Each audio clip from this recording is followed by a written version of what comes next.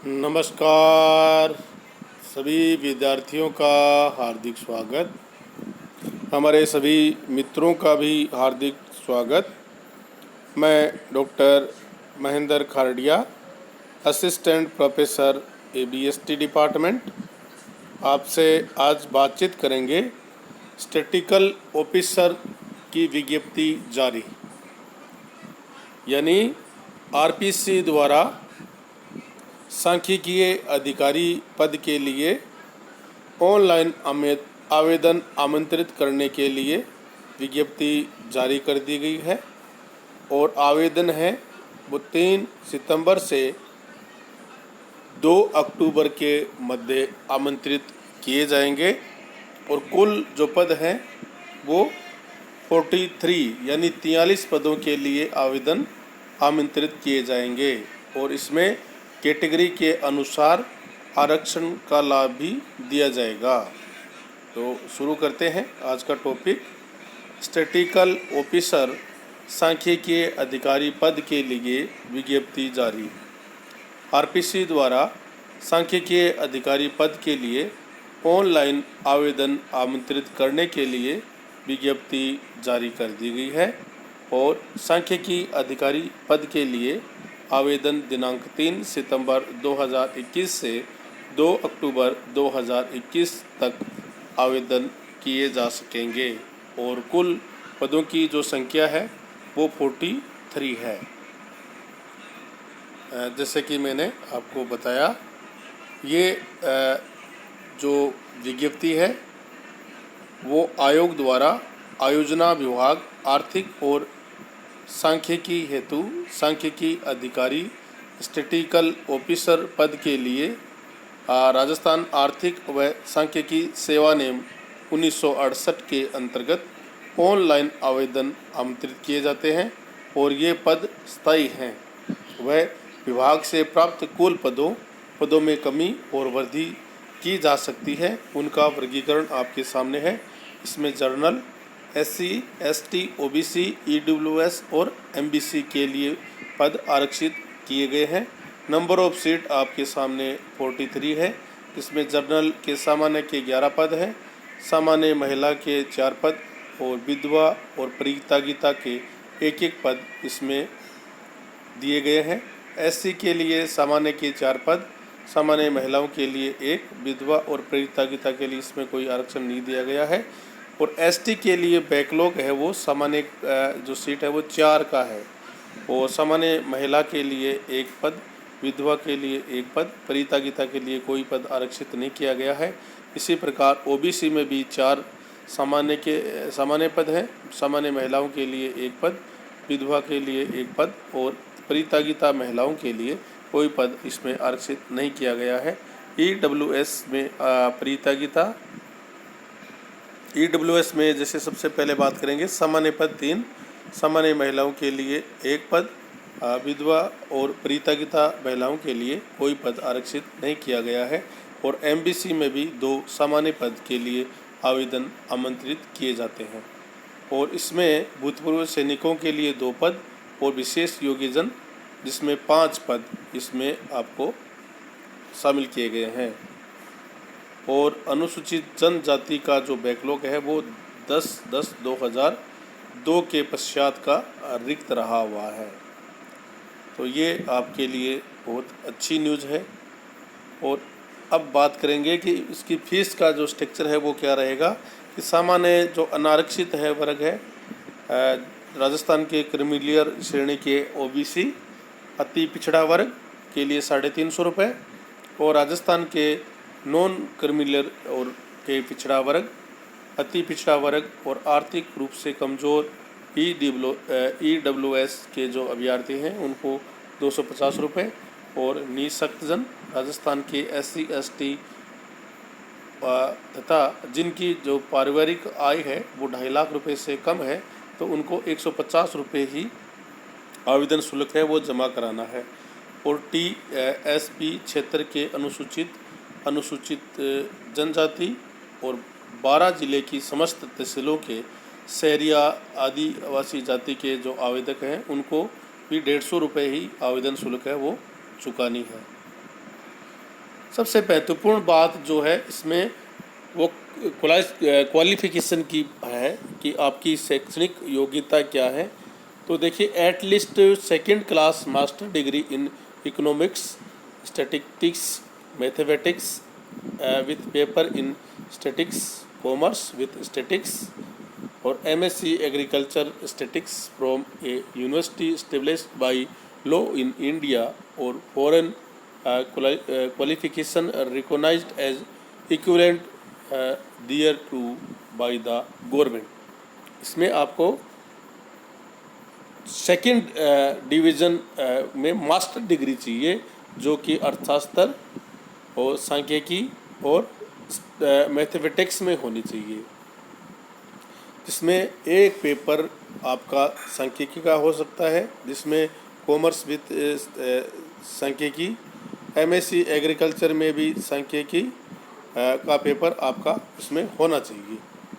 तो second division in master degree of economics, statistics और mathematics. इसके साथ आपको RSCIT का जो कोर्स है, जो वर्धमान महावीर ओपन यूनिवर्सिटी कोटा द्वारा करवाया जाता है, उसका सर्टिफिकेट चाहिए। और इसके साथ आपके पास एक्सपीरियंस भी होना चाहिए, experience of handling official statistics at least 1 year in the government department और reputed commercial concern of university. आपके पास 1 वर्ष का सांख्यिकी से संबंधित गवर्नमेंट डिपार्टमेंट का अनुभव होना चाहिए, जिसमें रेप्यूटेड कॉमर्शियल कंसर्न और यूनिवर्सिटी भी शामिल है। Provide that candidate with first class master degree और doctorate in any subject specified as educational qualification having undergoing successfully 2-year training in statistics at a recognized statistical institute or university, and having passed 1-year diploma course from recognized university or institute having statistics economics as optional paper, and D belonging to scheduled caste or scheduled tribe need not process the experience. SC/ST के लिए ये शर्त लागू नहीं है। Working knowledge of Hindi written in Devanagari language और राजस्थान का culture का आपको ज्ञान होना चाहिए।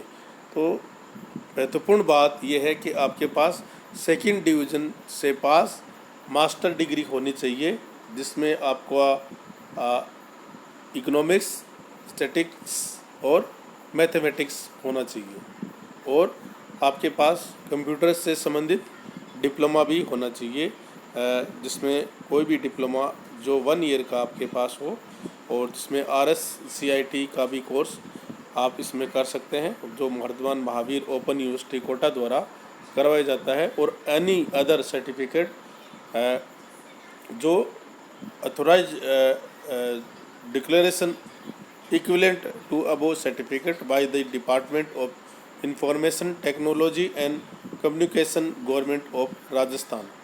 राजस्थान का ये जो डिपार्टमेंट है उसके द्वारा प्रमाणित प्रमाण पत्र भी आपके लिए मान्य इसमें होगा। अब हम बात करेंगे कि आपके पास जो आयु है वो कितनी होनी चाहिए। तो सबसे पहले बात कर लेते हैं कि इसमें आपके जो राजस्थान के जो SC/ST OBC है उनको निम्नानुसार छूट दे होगी। तो न्यूनतम आयु आपकी 21 वर्ष होनी चाहिए और अधिकतम आयु आपकी होनी चाहिए 40 वर्ष। राजस्थान के SC/ST OBC और अति पिछड़ा और आर्थिक EWS के अभ्यर्थियों को 5 वर्ष की छूट है, और राजस्थान की अनुसूचित जनजाति OBC अति पिछड़ा आर्थिक रूप से कमज़ोर वर्ग की जो महिलाएं हैं उनको 10 वर्ष की छूट इसमें दे है, और विधवा और परित्यक्ता महिलाओं के लिए अधिकतम आयु की कोई सीमा नहीं निर्धारित की गई है। और इसके साथ साथ आपको इसमें भूतपूर्व जो कैदी जो अपनी दोष सिद्धि के पूर्व आयु नहीं था और नियमा के अधीन नियुक्त के पात्र था, उपरोक्त अधिकतम आयु सीमा में मुक्त कारावास की कालावधि के बराबर की छूट उसको दे होगी। ये है। और इसके साथ आपको ध्यान क्या रखना है कि आपका रनिंग पे बैंड यानी आपको वेतन कितना दिया जाएगा। तो इसमें पे मैट्रिक्स लेवल 12 है और ग्रेड पे आपका होगा 4,800 रुपये। आपको ये ध्यान रखना है कि राज्य सरकार के नियमानुसार आपको परीक्षा काल के में नियुक्त मासिक वेतन है वो फिक्स वेतन आपको मिलेगा। और इसके लिए व्यक्ति जो शैक्षणिक अहर्ताएँ हैं, योग्यताएँ हैं, वो अंतिम वर्ष में शामिल हो रहे विद्यार्थी भी इसमें आवेदन के पात्र होंगे, किंतु उसे आयोग द्वारा जो साक्षात्कार है में शामिल होने से पहले ये योग्यताएँ अर्जित करनी होगी, अन्यथा वो अपात्र हो जाएगा। इसके बाद में आप बात करते हैं कि आपका पेपर कैसा आएगा। तो देखिए, विद्यार्थियों के चयन की जो प्रक्रिया है वो इस प्रकार रहेगी। परीक्षा में प्राप्तों का 40% की आपके पास नंबर होने चाहिए। इसकी गणना हम कैसे करेंगे कि मार्क्स इन स्क्रीनिंग टेस्ट में आपके कितने नंबर आए इंटू 40 और total marks in screening test आपके कितने आए और टोटल कितने नंबर थे और उसको 40 से मल्टीप्लाई कर देंगे तो न्यूनतम आपकी 40% अंक तो होने चाहिए। अकादमिक का भार आपका 20% रहेगा और साक्षात्कार का भाग रहेगा आपका 40%, यानी आपको 100 का नंबर का पेपर इसमें आपका लिखित और साक्षात्कार दोनों परीक्षाएं इसमें आपकी रहेगी। प्रारंभिक जो परीक्षा है वो मल्टीपल चॉइस ऑनलाइन या ऑफलाइन जैसे भी स्थिति होगी ली जाएगी। सभी प्रकार के जो प्रश्न हैं वो मल्टीपल चॉइस के होंगे और इसके लिए आयोग द्वारा निर्धारित पाठ्यक्रम जारी किया गया है और पाठ्यक्रम के अनुसार आप अपनी तैयारी करें। और आपको ध्यान रखना है कि आवेदन की अंतिम तिथि है वो 2 अक्टूबर 2021 रात्रि 12 बजे तक है। और आवेदन करने के लिए आप आयोग की जो वेबसाइट है उस पर जाकर आप ऑनलाइन आवेदन इसमें कर सकते हैं। आवेदन करते समय आपको पूरी जानकारी है वो सही इसमें फिल करनी है। और आपको एक जब आप इसमें लॉगिन करेंगे SSO ID के थ्रू आप इसमें लॉगिन कर सकते हैं।